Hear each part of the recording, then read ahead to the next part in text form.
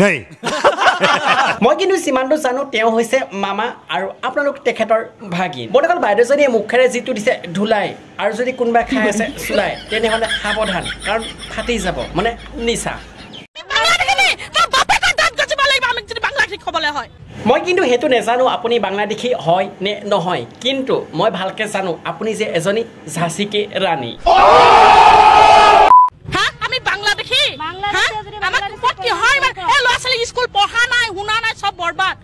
মানে পঢ়ি শুনি কৰিব কি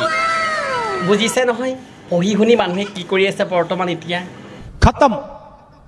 কিহৰ ইমান অত্যাচাৰ আমাৰ ওপৰত আমাৰ ওপৰত কিহৰ অত্যাচাৰ চলিছে মানে আপুনি এতিয়ালৈকে বুজাই নাই কিহৰ অত্যাচাৰ চলিছে সেইটো নকলে হ'ব বুজাই বুজিছে আমি চৰকাৰী মাটিতে আছিলো সেইটোৱেতো ভুলটো কৰিলে আপোনালোকে চৰকাৰী মাটিত কিয় আছিলে আপোনালোকে নিজৰ মাটিত থাকিব লাগিছিলে মানুহজনক লৈ মেডিকেলত এডমিট হৈ আছিলো দুটাকে ল'ৰা ছোৱালী লৈ মেডিকেলৰ পৰা এডমিট হৈ ৰিলিজ লৈ ঘৰ আহি সোমাইছো নটিছখন আহি পাছেহি অকালে টিংখিনি বেৰখিনি চাইড কৰিলো চাইড কৰি লৈ পেলাই ঘৰ দুৱাৰ চব ভাঙি দিছে ক'ত যাম ল'ৰা ছোৱালী লৈ বজাৰ ঘৰত পৰি আছো টেনশ্যন নল'ব এইবিলাকতো ট্ৰেইলাৰহে চলিছে মেইন চিনেমাখনতো 26ৰ পৰাহে চলিব একেলগে অসমীয়া 1100 মানুহে মাটি পালে 1200 মানুহে মাটি পালে আমি বেমাৰত কুকুৰৰ লগত শুই আছো ইয়াতকে আৰু কি লাগে তহঁতি যিমানে কুকুৰৰে লাভ নাই মানে বুজাই গ'ল অসমখন যে ৰখাতলে যে গ'ল বুলি যে কয় মানুহে কিন্তু মোৰ এতিয়াহে বিশ্বাস হৈছে সঁচাকৈ অসমখন ৰখাতলে গ'ল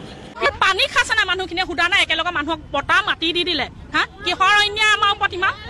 সেয়া আৰু মই নকলে হ'ব কাৰণ বুজাই বুজিলে